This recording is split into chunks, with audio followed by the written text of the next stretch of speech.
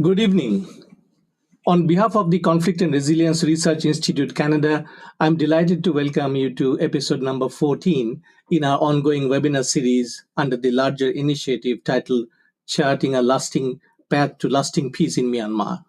This project aims to evaluate and develop a sustainable peace model tailored to Myanmar through two main phases: comprehensive research, followed by education and capacity building.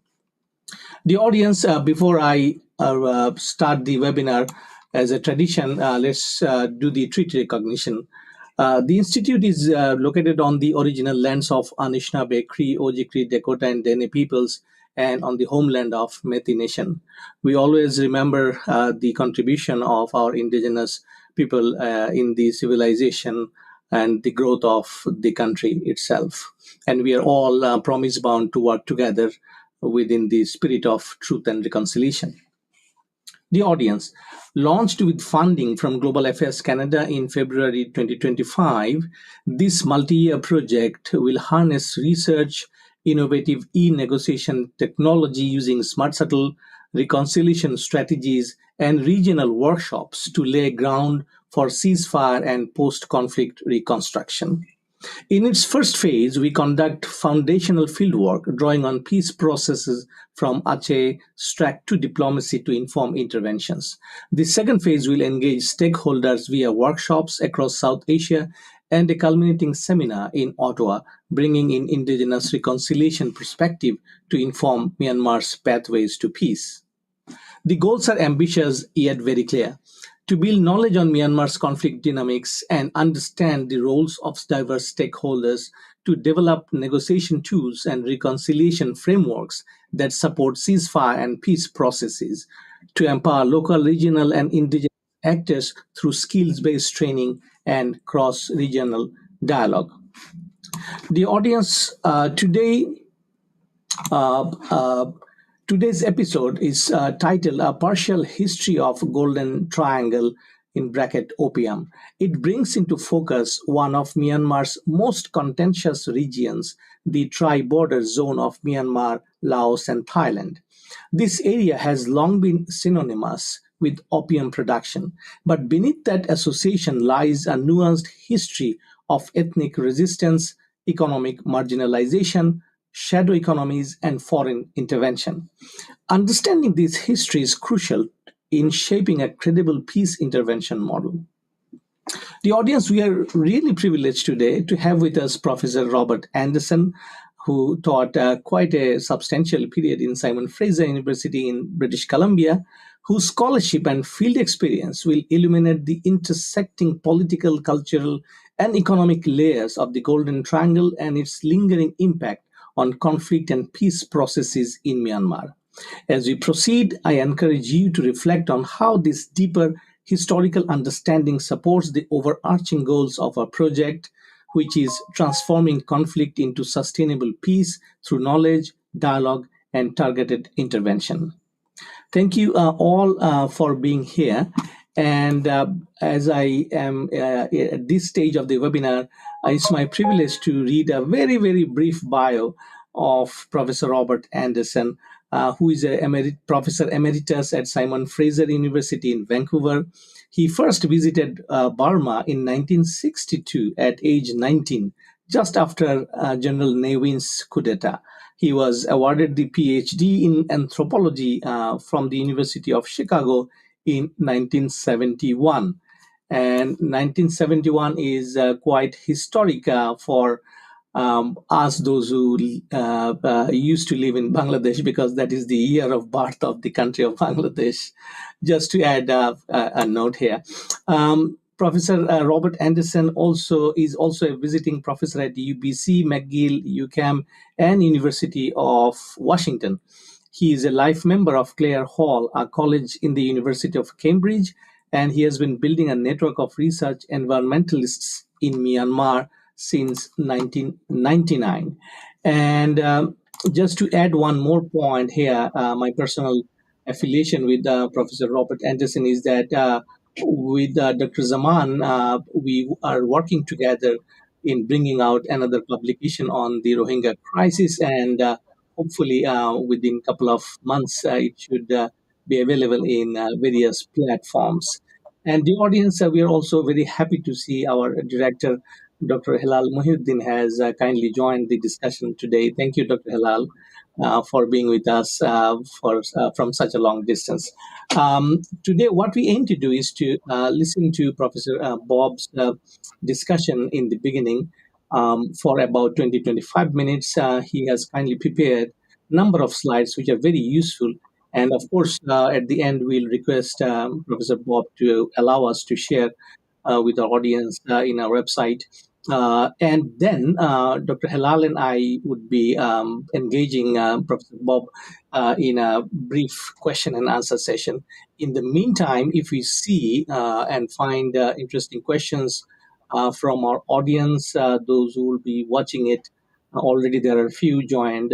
So we'll flash this question for Professor Bob, and we'll request him to kindly respond to these questions. So, without further ado, I think it's time to bring Professor Bob to his simple presentation. Professor Bob, floor is yours. Go ahead. Thank you, Kaza.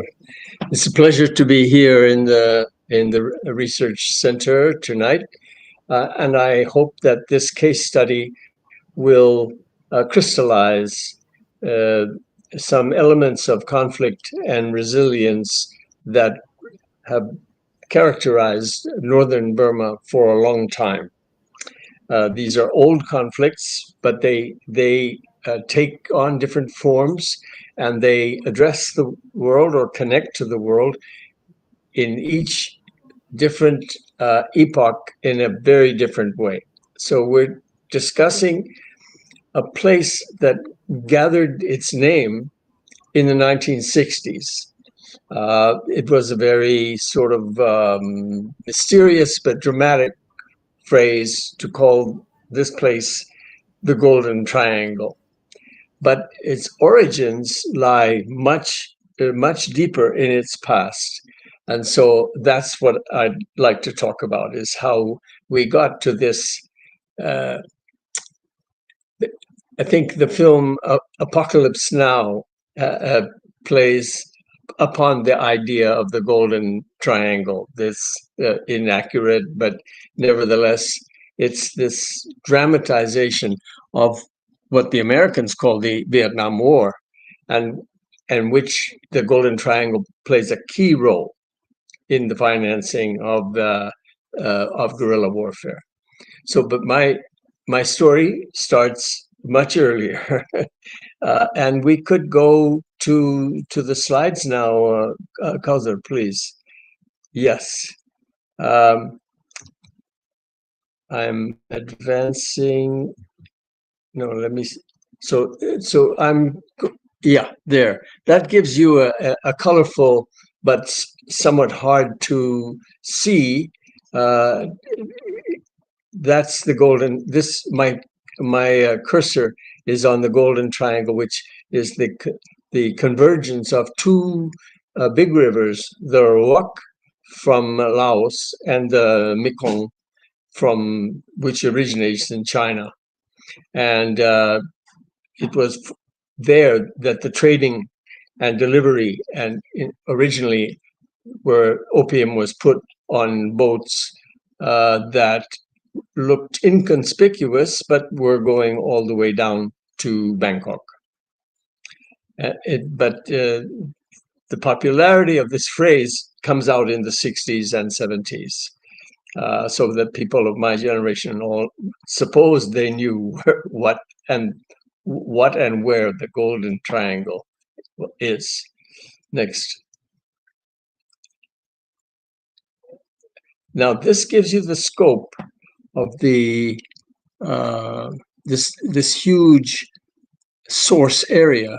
My cursor is moving at the place that's the Golden Triangle, very close to the famous little Shan state of Kentung. A very rich prince lived there, and close to the Chiang Rai, a very rich Shan prince lived there.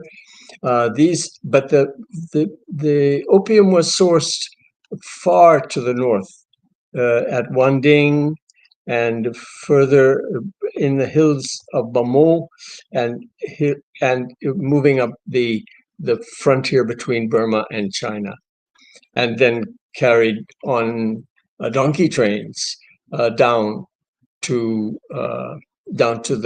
the confluence of the rivers, which is where supposedly the transactions took place. But these were smart people.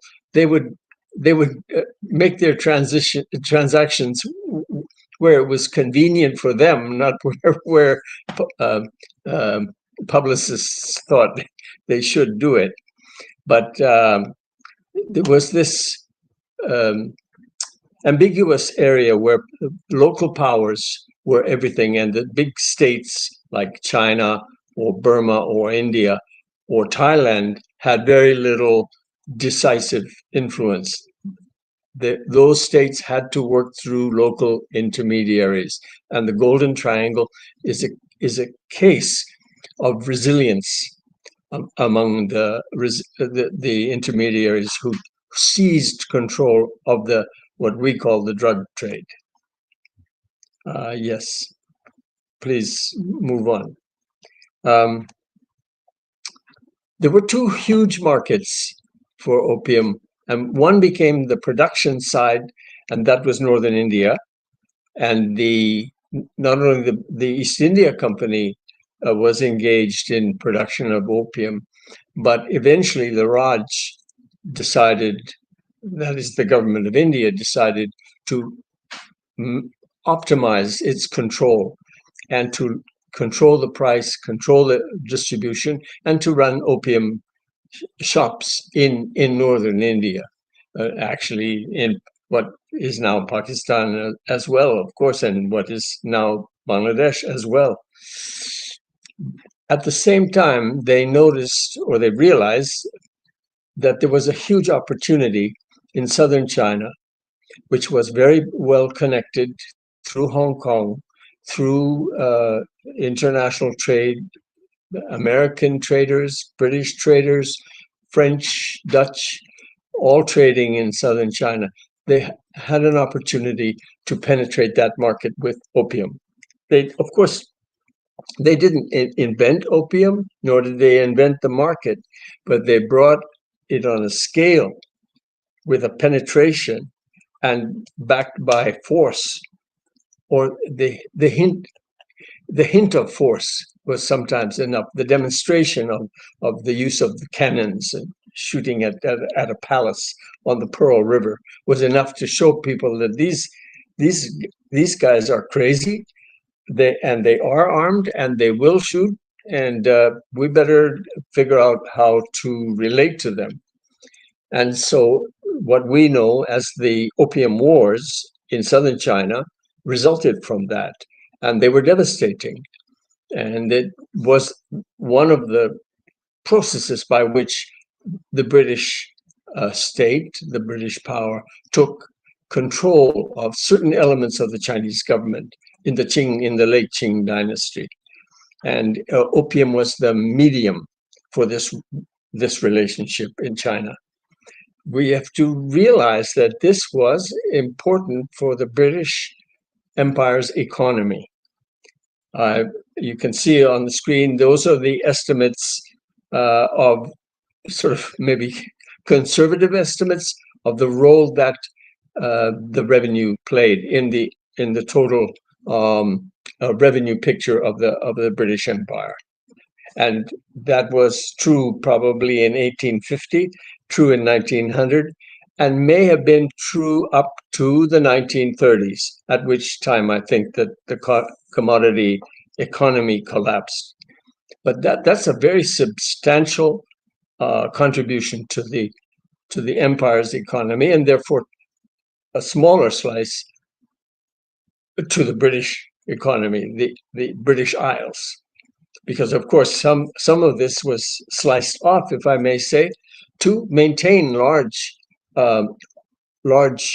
state enterprises, including something as massive as the Indian Army. much of its support financial costs were met from the uh, opium trade. Just to remind us that next slide, please, that we, go ahead. Yeah, maybe one back. Yes. The opium trade is, although spectacular in the 19th century, we should not think it was invented by these 19th century gangsters and entrepreneurs. Actually, it's part of the spice trade and the coffee trade. And as you know, spice and coffee were exported from South India, from parts of Indonesia. There was, of course, and the word in Dutch for droog, for dry. That's where we get the English phrase dry goods. A dry goods store would be where you would find coffee and spice and other things like that. So it probably has a 200-year precedent history where it went along with the trade in silk and spices and medical plants, that kind of thing. But Burma was not, as you can see, not part of this big picture. It was considered a backwater politically, and also as a market for opium. It was not taken seriously. Now, I think that we don't have good quantification of the informal and secret use of opium in Burma, in what the state, the part of the state that we now call Burma, because there was a British assumption or presumption, which was called the Burmese exception.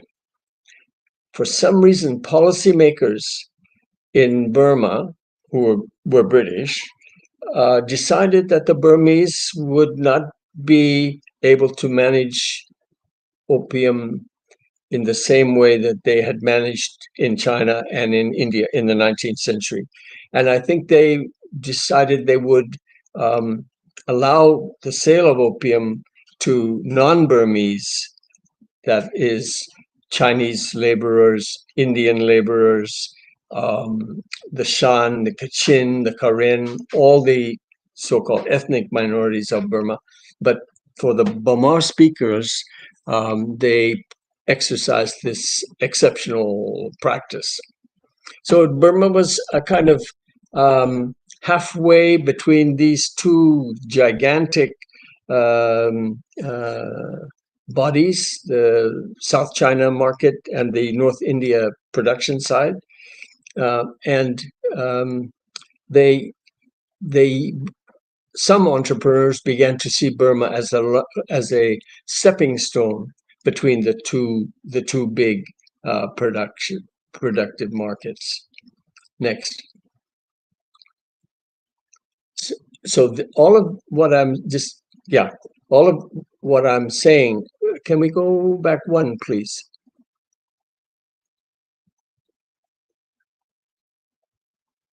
Yes, the first line there is that the presumption of this trade was that the government of India would exercise almost full control of production and distribution.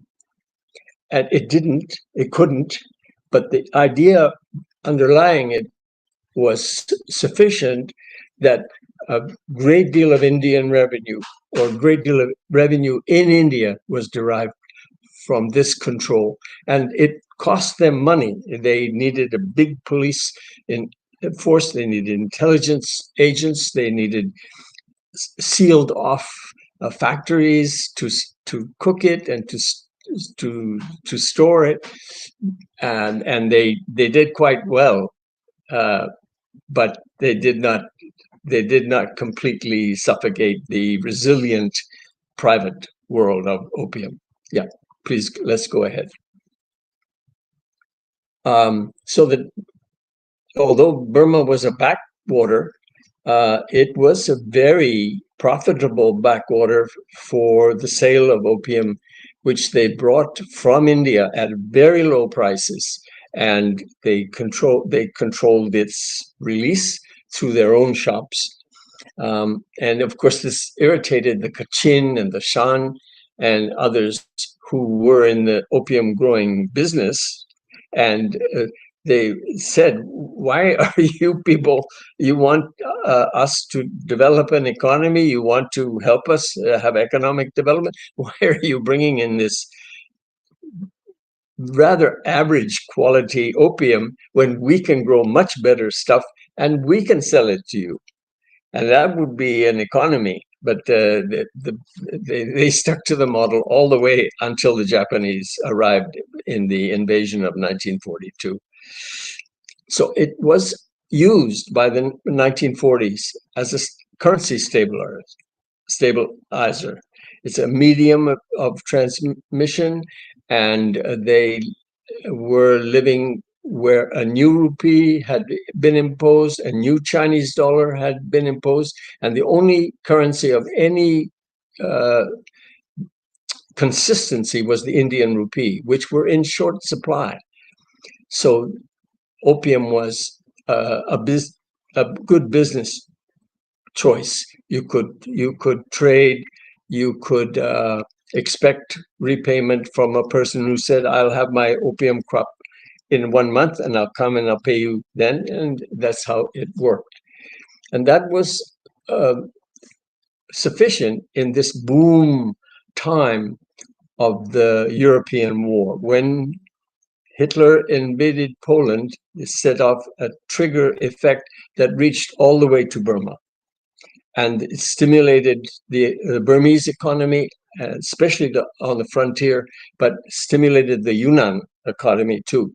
The Yunnan people were selling items essential to the American army by 1939 and 40, before there was any Japanese invasion. So it's then that when the Japanese arrived, 1942, say January, they immediately go to the frontier and they seal off what is called the Burma Road. That was the road by which American military equipment, ammunition, material, and experts were delivered to to China. And in a minute, I'll point out where they were going. But that road I think the use of the road was a bit glamorous. Sometimes it was just a track, and it frequently washed out by landslides. So it it was rebuilt by slaves. Really, they put local people at gunpoint and said, "Now you can. Here we're going to feed you, but you will rebuild this road that has slid away." And so it had a notorious reputation. But the Japanese knew their intelligence was very good, and they decided they had to cut this road off. And what they did was that they were anti-opium in that sense, and they sealed it off, this area of production, from the world market until 1945. So that there was a pent-up demand. Next slide. It's important. The book I'm about to publish will describe how the Japanese managed, as much as we know, managed the opium economy, and how local people found ways to avoid seizure, imprisonment. The Japanese were very, very careful about allowing their soldiers access to opium, because they knew they did not have reserves. They did not have fresh populations coming in. Their armies were overstretched and dying. in battle, and they decided that opium was the last thing that they wanted their soldiers to have access to. Um, the, it's obvious that opium is attractive to these people. So the question arises, why? And the answer is that I've been learning, I myself didn't know, that its age increases with, its value increases with age. Of up to 2 years, it's like a good wine. It's maturing and its quality is enhanced. It can go even 3 years, and its quality is unimpaired. It's easily stored, it's easily transported, and it's universally measurable. You can take it and slice it. You can weigh tiny amounts. It's just like gold. So it has many properties that are desirable in a chaotic economic and political situation. And it's easily transported, but in a concealed fashion. So people could be passing by with goats and actually have opium moving at the same time. Next slide. And we must remember that opium was essential to the development of medical morphine. In fact, I think the first experiments among surgeons with morphine occurred at the Madras Presidency Hospital. I think around 1850, correct me if you know more, 1855 or 57. And it had not been tried in London. And they published papers and they had discussion about this for its value for surgery. So, and we know that morphine remains, hydromorphine is of course it's synthesized now, but it remained essential to surgeons for battle medicine and for all kinds of terminal illnesses. And so the values that we can see in the opium were already well known in 1940, and they were still well known in 1950. And the Afghan economy, which has thrived on opium for a long time, and they are now making morphine. I don't know what the Taliban really does or doesn't do with their opium production, but it shows that the although opium has been replaced first by heroin and then by other drugs like cocaine, opium remains a stable and valued crop. Next. At the same time, when this was going on with the arrival of the Japanese, the central Chinese government always had trouble to control Yunnan, which is a huge province, and not rich, but in places very, very rich. Not rich in terms of average per capita income, but it produced some very rich and powerful mini states. And Chiang Kai-shek and the Kuomintang army was involved in opium management and supply management during the 1930s, with the design to control the revenue for the central Chinese government, the Republic of China. But by the 1940, the northeast area, the whole northern area of China was no longer safe for this Republic of China, for the Kuomintang. It was captured partially by the Japanese and partially by the Communist Party of China. So the Kuomintang army and the Republic of China were pushed south and pushed west into a new focus by 1940, and that is when the Japanese arrived. That is where they found themselves in this predicament. Next. The key to the Golden Triangle was that the Chinese army under Chiang Kai-shek's command was compelled under American instruction to enter Burma, northern Burma, and to fight the Japanese on Burmese territory. Their experience was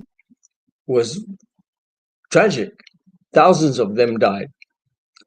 And as Chiang Kai-shek thought they would, but he was following Washington's instructions.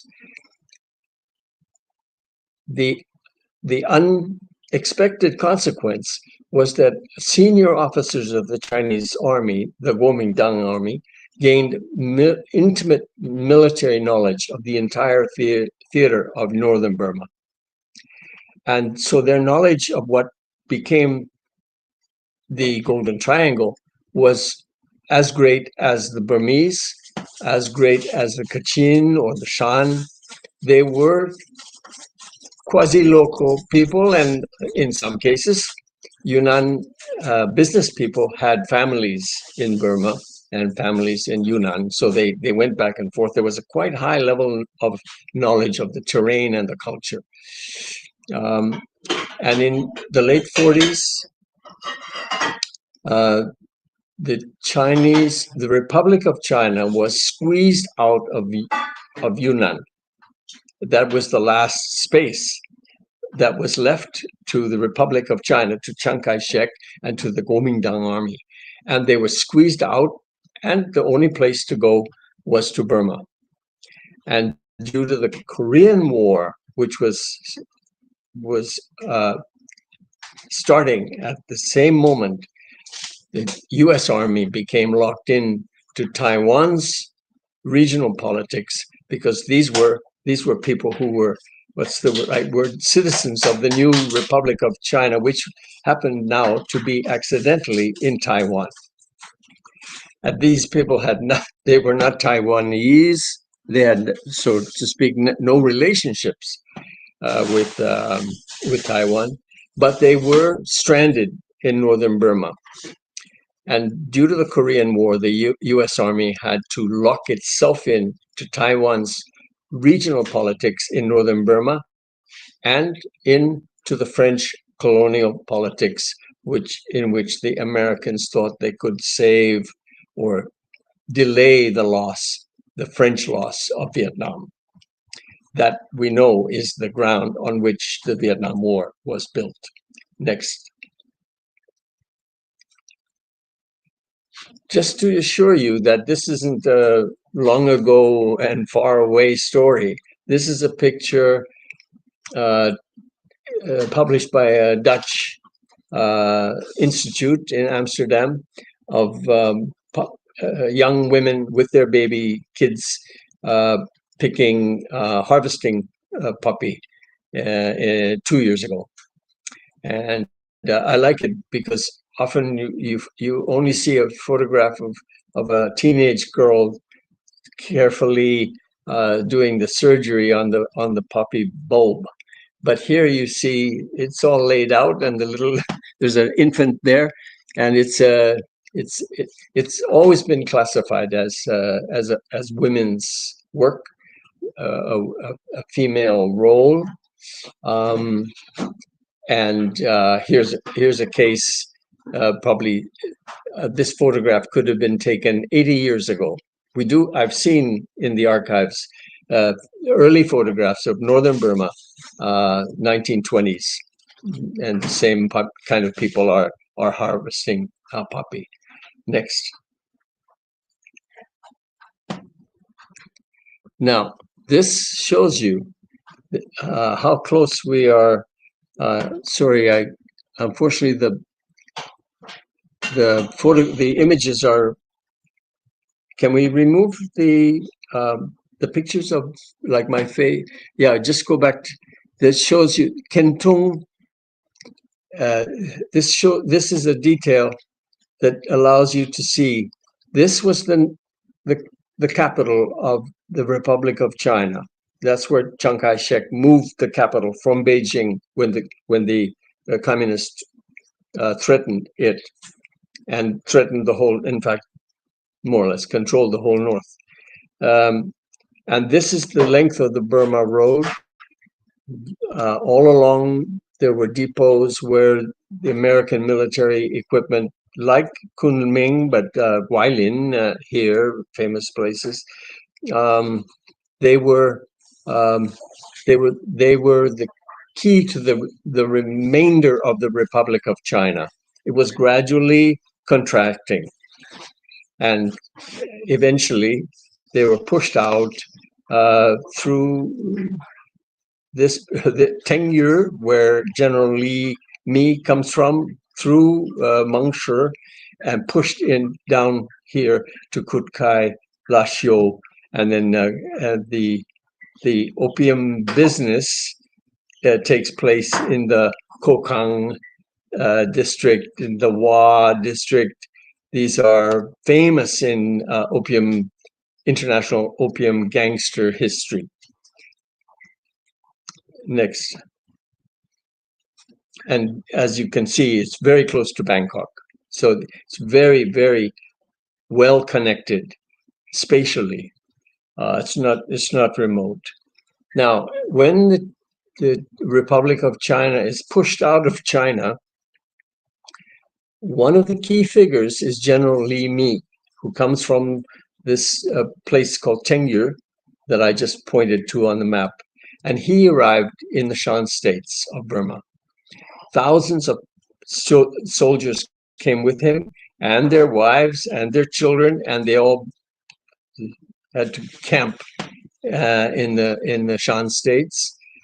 But they began making links with the anti-Rangoon guerrillas, and this is part of the center's project, which is how do the Karen become such a highly organized opponent to Ne Win and the Burma army, and why, and what gives them their staying power, their resilience, you could say. And so actually, I think that the Karen relationship with these Yunnan soldiers is exaggerated a bit. There's some evidence that it was a bit staged. They knew they could get some good mileage and good reportage out of this, and maybe they were sort of more theatrical relationships than effective. But Rangoon was extremely nervous about that kind of relationship, because they knew that the Chinese army had discipline. If it could get the weapons, it could be a threat. So, and Li Mi was known as one of Chiang Kai-shek's favorite generals, and he had been long an anti-communist general, and he, in this case, to show his resilience, as it were, he embraced the potential of the drug trade, of the narcotics trade, in which he had no. Tengyur is a famous entrepreneur town, and these people had banks in Mandalay, banks in Rangoon. They were very worldly, but I don't think his particular lineage had anything to do with opium, but he could see this huge opportunity. Next.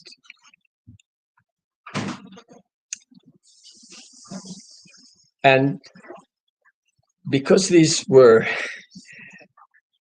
the US was committed now in 1949, 50, and 51, it was committed to, it had been always committed to the Republic of China, and the Republic of China borrowed millions and millions, billions from New York banks and received government aid, military aid. And they of course borrowed the money in dollars, and they bought the equipment in dollars through agents at Chicago or wherever.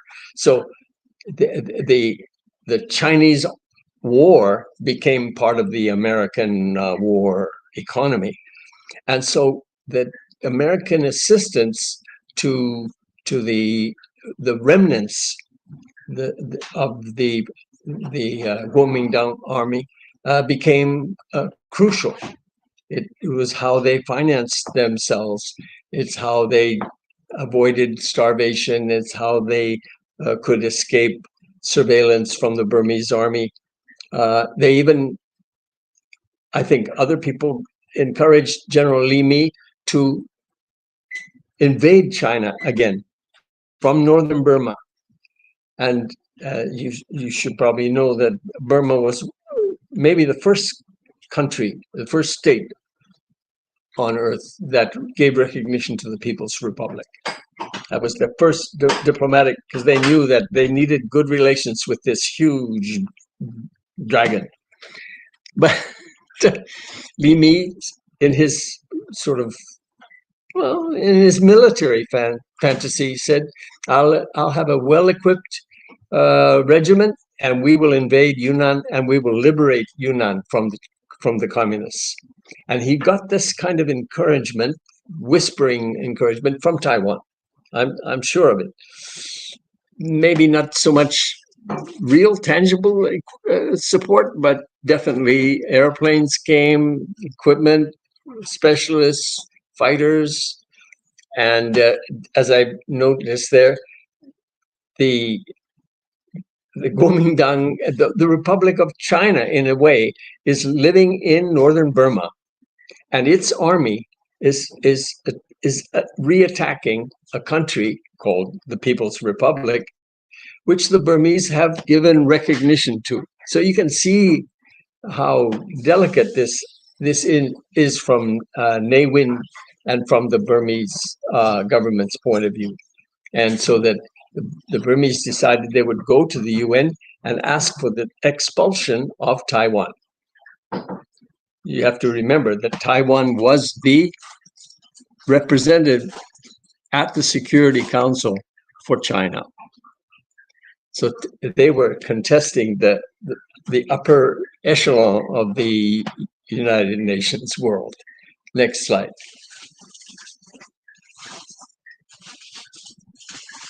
And Li Mi, being a smart guy and coming from a business lineage, he realized he had to find money to feed his people. There were thousands of them. And the Burmese would arrange, in the UN with the Burmese, would arrange for the repatriation to Taiwan of some families. So they would assemble everybody by the airport, and there would a flight or two flights or three flights would go off. Maybe 300, 400, 500 people would leave. Then they would wait another month, and then another 3, 4, 5.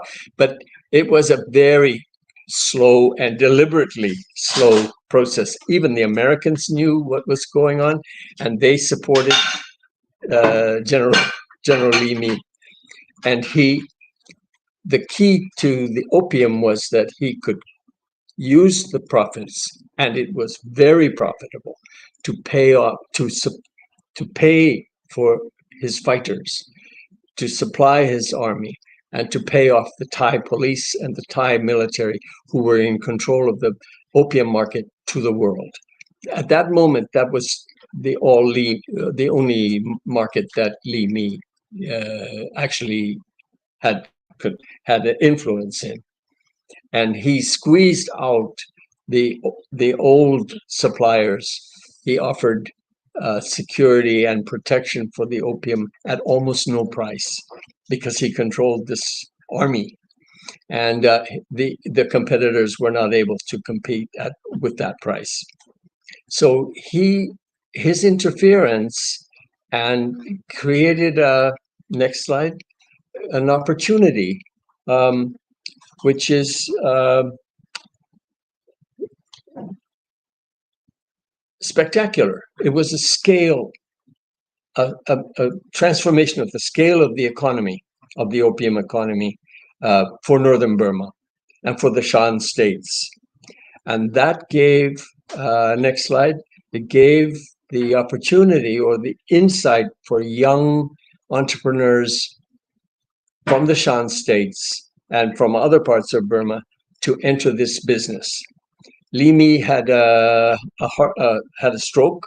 He recovered, but he was a bit slowed down. He was out of action for a year in a hospital in Taiwan. And other people moved in, and but these two are people that are well known in Winnipeg and Vancouver. Lo Sing Han is still alive, but Kun Sa died. Kun Sa is Changji Fu. He's from the border area called Kokang,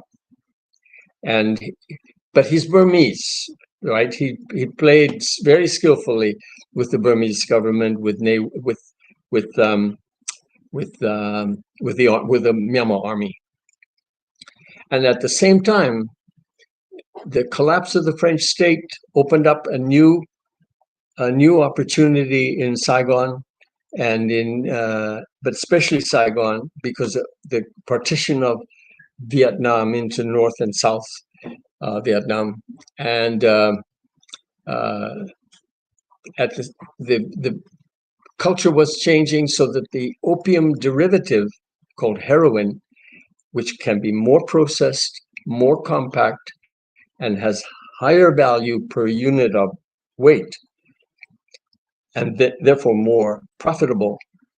The heroin trade, the chemistry or the simplification of heroin cooking allowed the delivery. Next slide, to United States markets, and that was the key thing that. The collapse of the French Empire left Laos and Cambodia very unstable, rather weak, and so movement of opium from the Golden Triangle through the north to reach Hanoi, to reach Saigon, was quite easy. You didn't have to go down the river. You didn't have to get loaded on ships. You could just have donkeys and carry it through.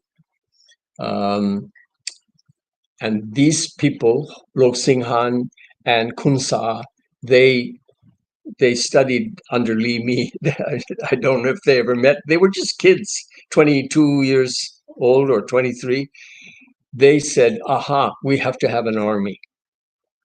So the rise of what we call now the Shan state armies, of which there are 3 or 4, depending on who's boss.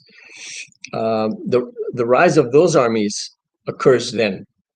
It's in their insight that Li Mi could control the trade and protect it, and still pay handsome bribes, still pay, because the Thai opium world is a government monopoly. The Royal Thai Opium has some words like that, and they control the purchase, storage, and the trade. And by the end of the 1950s, all the ingredients of the Vietnam War are there on the table. The North Vietnam has said, we will conduct a people's war in the South, and by then American aircraft I forget the names of the companies. They'll be in my book. They had direct flights to Honolulu and then to San Diego every day, so that there was a shipping and aircraft moving heroin and in a protected space. I think that's maybe the last slide, not sure. Yeah, it is the last slide. Yeah. I I think the problem with this story is that because we know these names, Chiang Kai-shek, General Li Mi, the Lo Sing Han and Kun Sa, it sounds like as if they had these ideas and they were tough guys and they carried it out themselves. But actually, to operationalize a process as complex as this, you need a, a, a battalion of smart operative people who are constantly adapting, constantly adapting to the surveillance and to intimidation. And so we shouldn't think that this is a simple chess game of 9 players. It is much more complex, but it was spectacularly profitable. So that eventually in American films and writing and everything, the Golden Triangle is the source of huge fortunes, somewhat exaggerated, perhaps, because these people were engaged both in secrecy but also in, in, in exaggeration. Um, that it would have effects. It would have effects in Chittagong. It would have effects in Kolkata, where we don't tend to think of it as being a one-to-one causal relationship. Still, its radius of influence was very large in Southeast Asia. Thank you, Bob. Thank you so much, the audience. What a fascinating travel from early 20th century and down to the Vietnam War. I particularly am very much a big fan of Bob, because the way he slowly explains the historical backdrop of the issue at hand. Thank you so much, Bob, for doing this for the audience. Now we have, I think, a very fair bit of idea why this topic is important, and there are possibly two main reasons. One is to understand the stakeholders' motivations. Even if we, propose, kind of peace intervention, it directly relates to the economy of the conflict itself. And secondly, I think we should be aware of the history, and this is why this webinar is important, because there are historical lineage of the conflict amongst and between various parties. So, having said that, the audience, let's start our question and answer session.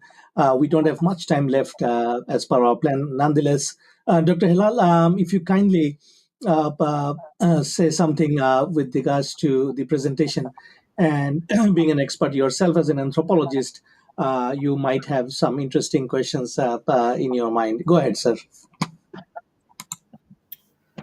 Good evening, Professor Bob. I'm in Bangladesh. It's a good Good evening. morning, though here. Good morning. Yeah, so time difference, and please forgive me if I am not audible or if I just go off internet, because I'm in I, I, Bangladesh and internet I hear fine. speed and capacity is okay.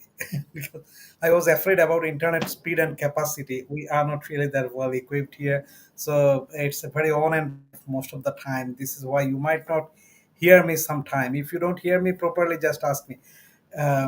Again, I I will will. repeat the question. So thank you very much for a wonderful presentation. I am very interested about this topic for sure. Now I have a few things to learn from you. It's about the trajectory of, you know, criminalization and non-criminalization, decriminalization sort of effort. Why I'm asking this question, let me just share with you some of the backgrounds. It is like an agricultural production for a long time, over 200, 300 years. It was not different from paddy cultivation or any other crop cultivation. Same. Women were working there. It's Right. a completely different from the Colombian one or Mexican one that has industrial character, industrial nature, and underground character, mafia character. But here it was kind of agriculture, and these people are farmer. Like in Mexico and Colombia, it's controlled by men. Here, it's controlled by women most of the time. women workers were there. So from that time onward, after the Second World War, probably it happened to start, as we understand that now, like Chiang Kai-shek's interest is one type, and then Ne Win's interest was another type. Since Ne Win was just propagating some kind of shadow communistic principles in his country, he was trying to oppose um, opium production, or not opium production, just to make some kind of to induce, to embed some kind of moral principles in it. So far we know that he has had those attempts to do that, like the Talibans. They were once saying that no, we will be stopping this cultivation, this production. It will not be the main mainstay of our economic activities. We will find out something different. But finally they compromise. Once again they come back to, you are asking this question that in Afghanistan, where the Taliban is still continuing Yeah. producing opium. Yes, true. It is one of the mainstay of their economic production. So based on that thing, Yes. the criminalization process, when did the criminalization process begin? Like the mafias came in, they were buying arms and ammunitions, forming different groups, militias. So because arms trade is really related with drug trade, very much like two sides of a coin. And what Yes. would be the implication for the whether Rohingyas have ever been connected with this kind of production? Rohingyas were used in opium cultivation because they were in different province, different state. So it was far from Golden Triangle. We can assume that they did not have enough influence. But whether there were migratory workers in the field, no, probably. Yeah. And whether it has any implications at this stage with Rohingya crisis. Good question. Uh, may I answer it now, Yeah, Calvin? sure, Okay. of course, go Uh, ahead. yes. You know that when the East India Company took control of Arakan in 1825, there were people who came who had business experience with the company and who were entrepreneur kind of explorers who thought that they could farm opium in the Yoma, in the hills behind Arakan. If you go east from, say, Akyab or Sitwe, and you get up the hills are not high. Maybe 1,000 meters is. I'm not sure if any of them really are 1,000 meters high before you go down into the valley of the Irrawaddy. They did cultivate opium. They did get they got some tax concessions from the company. They took money. I think they took money, as it were, which would be, they would promise to repay when the harvest was done. So they did make serious attempts, but the quality of the opium was too variable.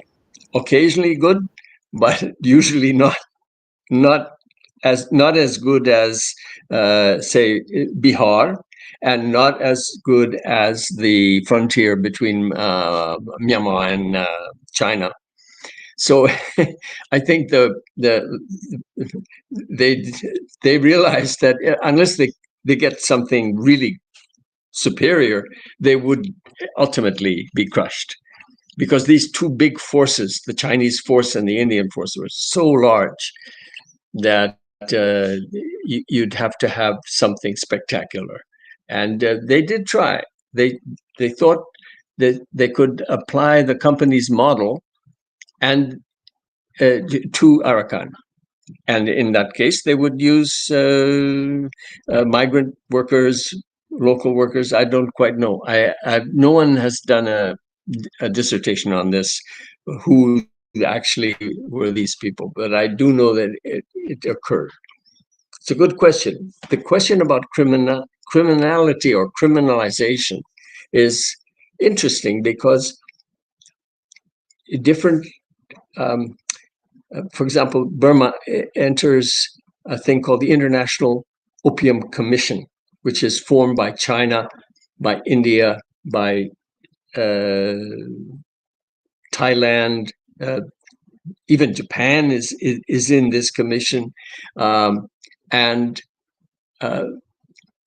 the Burmese delegation, which of course the memos are written by senior British officials, but presented at the right level, show the paradox of permissiveness. That is that, well, we've always had opium, as you say. This is just farming and farmers who are cultivating a crop, and then they're processing it and they buy it and sell it. What's so exciting about that? Why should we get upset? But in many of the commissions, the power of the moral state and the moralists, and in the British case, the power of the Christians and established Christianity, and who had missionaries on the ground in Burma, was disproportionate. It had an influence, and they were like anti-alcohol, like the Prohibition era. They had very strong positions on anti-opium, and they made it known, and they interfered, and they came delegations to the governor, and they actually made presentations to the International Commission. So there was a kind of struggle over this. And Chiang Kai-shek's wife, for example, she was one of the three Sung sisters, the famous three, and she was a fierce warrior against opium production and transmission and management and the use of for revenue. And her husband was actually managing the bureau which took the revenue from the opium. So it was criminality, but contradictory criminality, if I may say. Now, by the time by 1950, the culture had changed, and we have in Vancouver, we have a long history of opium dens, beginning in 1890, I think. There were in, do you know these places? New Westminster is a city in Vancouver, the oldest city. And in downtown Vancouver, there were opium dens run by Chinese entrepreneurs, but the clients were not Chinese only. It was a kind of mixed Chinese, non-Chinese thing. And the police, as long as they paid their tax, and the police left them alone. I think they, as long as they didn't get complaints or reports, it was a functioning business. A guy called Mackenzie King, whose name we all know, and maybe not in Bangladesh, but in Canada, he was sent to investigate these opium dens because some of them were damaged in a riot. And he said he gave a report on opium in Vancouver in 1907. So and we are still, the street of Vancouver is still supplied by narcotics that come from that part of Myanmar, northern state, amphetamines, or they've cooked narcotics there for 50 years. They successfully know the channels and the pipes, and there we are. So the criminality part is a very contradictory world. Of course, the level of conflict, of the use of airplanes and drones and modern lethal equipment is, of course, the scale is very different now. Thank you, Bob. Dr. Hela, thank you very much. So it is over 1 hour mark in our clock. So we would like to wrap I up apologize. shortly. No, no, no, absolutely not. It's fascinating discussion. We can go on for possibly another hour. But I just wanted to draw attention of Bob. We have received two interesting questions. I would like to show you one from Diamond Johnny. And if I'm not wrong, she might be one of my former students. So here is our question. Bob, if you can read from the screen. And she asked about the geopolitical interest and how it intersects with the local peace process, especially in northern Myanmar. Very good question. And this comes to the heart of the matter. Take, for example, the fact that the world economy has a huge appetite for so-called critical minerals. Now, these are being extracted in Kachin State on a what in the diamond world is called artisan mining. It's guys with flip flops on their feet and no equipment, maybe gloves, and they are manipulating the raw material taken out of the hillsides, and they are pouring chemicals into like bathtub forms, ammonia and other chemicals that are supposed to isolate the mineral from its surroundings.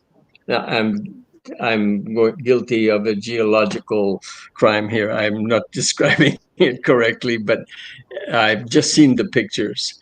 Now, so the Chinese are buying this artisanal critical ore.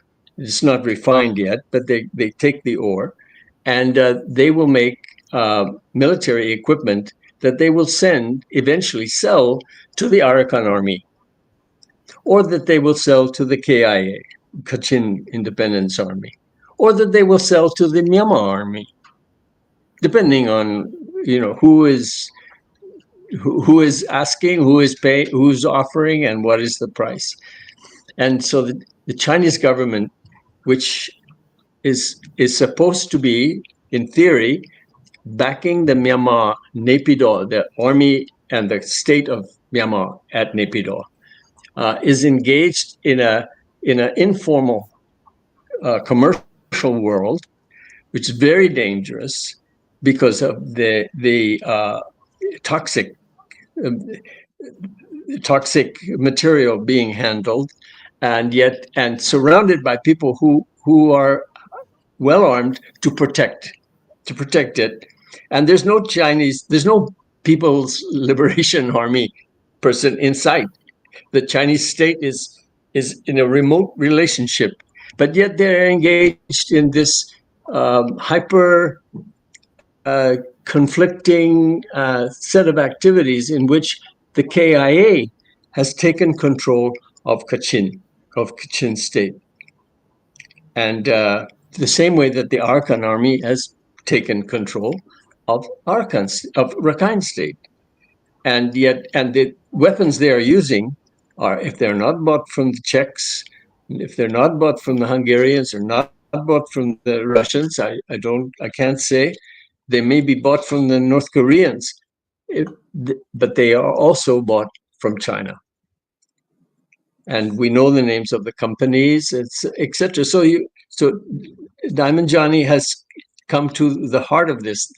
Here's the case of a neighboring state, China, engaged in something it needs, and it probably, I haven't seen the comparative prices, but it's probably paying quite well for that ore. Myanmar is one of the few places where it's available, and this is literally next door. You can load it on donkeys, because there are not roads everywhere in Kachin. Load it on donkeys and take it to China. It's a bit metaphorical, but the fact is that this contradictory relationship of these big states, the Thais have got involvements in Myanmar. the Chinese have got involvements in Myanmar, and even India has in the Chin state, in the Chin Hills, has got involvements um, in Chin politics in Myanmar. So it's inevitable. It's curious that it's a weak state, but with a once strong army.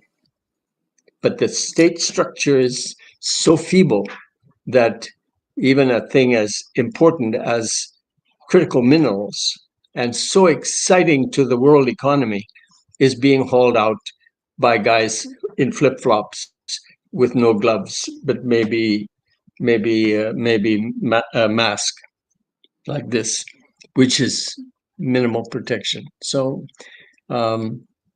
we cannot argue that the problem of Myanmar, whatever the federation of these pieces of Myanmar, can be arranged without having a constraint on the behavior of their neighbors. Something must be achieved on the borders with the neighbors, which leads to détente and negotiation between the warring factions inside Myanmar. Thank you, Bob. And one more question, then we will possibly end. This comes from Madara Diaz, and she's one of the current interns from Master of Human Rights program of University of Manitoba, and she quotes from your presentation, and that is the context. And here is the question. So, Bob, if you kindly respond to this question, please. It's a very important observation that she made, that it led to the weakening, the Limi arrangement, we'll call it, in Shan State, and the Taiwanese arrangement in Shan State led to prolonged weakening of the Myanmar, of the Burma state. The Burma government, the Burma army, however, gained power through this contest. It got resources from Russia, from allied states. The Limi pretext, if I may use that, allowed the Burma army to enter the Shan states and to create runways, to create fortifications, and to attempt to take control of aspects of, not of the opium trade, but of all other aspects of business, and to assert the currency, etc. So this shaped the Shan attitude, and especially Kokang, Wa, and Southern Shan. We have Shan state armies now. There are either 3 of them, or 4 of them, or 5 of them, depending on how you count. And they are 60 years old. And they've been, this has reproduced itself. And the contest with Rangoon is, as I showed you, this has deep origins in 1949 and 50 and 51, when the Karen begin the all-out fight with the Burma army. So it shapes the landscape. That is, who was allied with whom.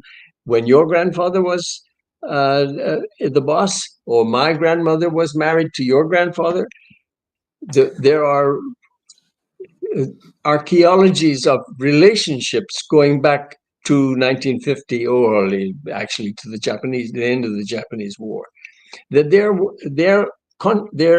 aware of and conscious of. And Madara Diaz, she's right that this is one of the key ingredients. The kinetic energy for these conflicts and for the combat occurs in that environment. Thank you, Bob. Dr. Hilal, do you have any further complimentary question? I thought that I should ask you before I close this session. Dr. Hilal, you may go ahead if you have any. No, I am fine. It's just one anecdotal question. Orthodox Buddhism, how it Buddhism, Buddhist philosophy, Yeah, Orthodox Buddhist philosophy in terms of yeah, yeah. religious principles. So how does it take this trade, business, and cultivation of opium? In in the same contradictory fashion that Christians took it, that they would be divided. The house would be divided. Let me say that there were those pious and Buddhists who go on pilgrimage and who go to meditate. They would say, "Well, this is not my business.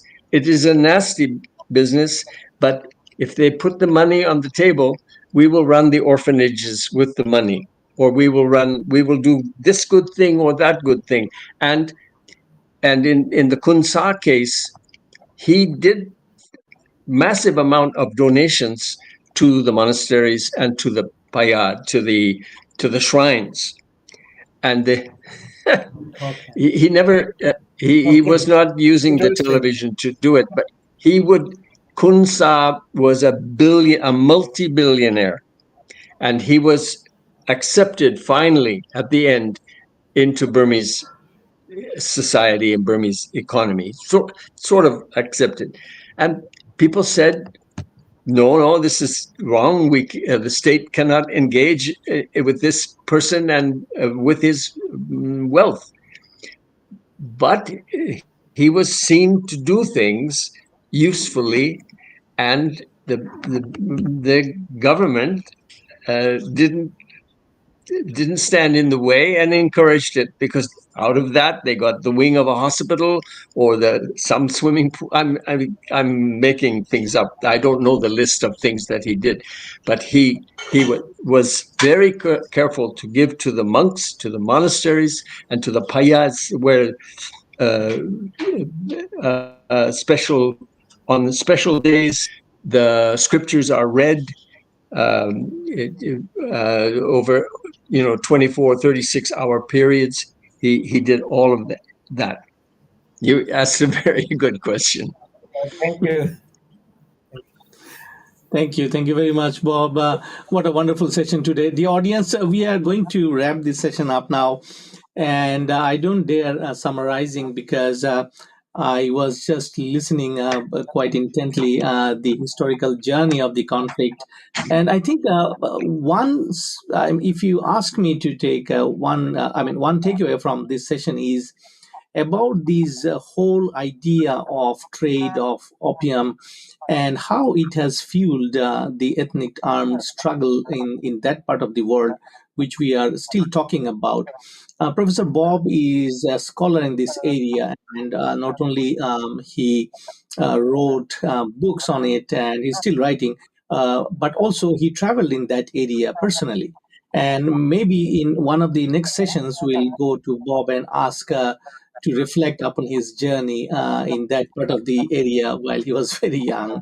And today also I do remember as a student of military history, that part of the world which is often quoted in military history. And most of the books, of course, written by the West, especially Britain and others, that they term it as Burma campaign.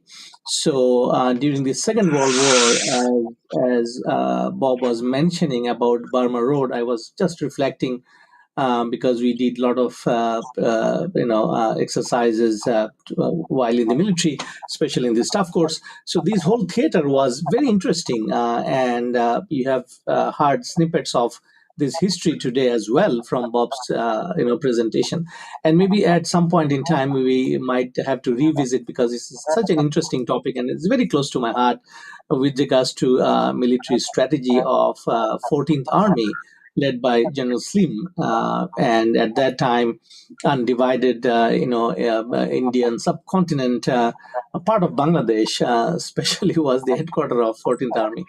Anyways, so I would like to thank on behalf of the Institute Professor Robert Anderson for being with us for almost 1 hour, 20 minutes. Dr. Helal Mohiuddin, all the way from Bangladesh. And I just Yeah, took two thank you. questions, two questions only from the audience because of the lack of our time today. But the audience, please tune in for the next week as well. Professor Robert Anderson is again coming, and hopefully, and Dr. Zaman and I, we are going to talk about our last edited book that three of us kind of compiled. And you can also ask Professor Robert Anderson if you have any questions from today's session as well.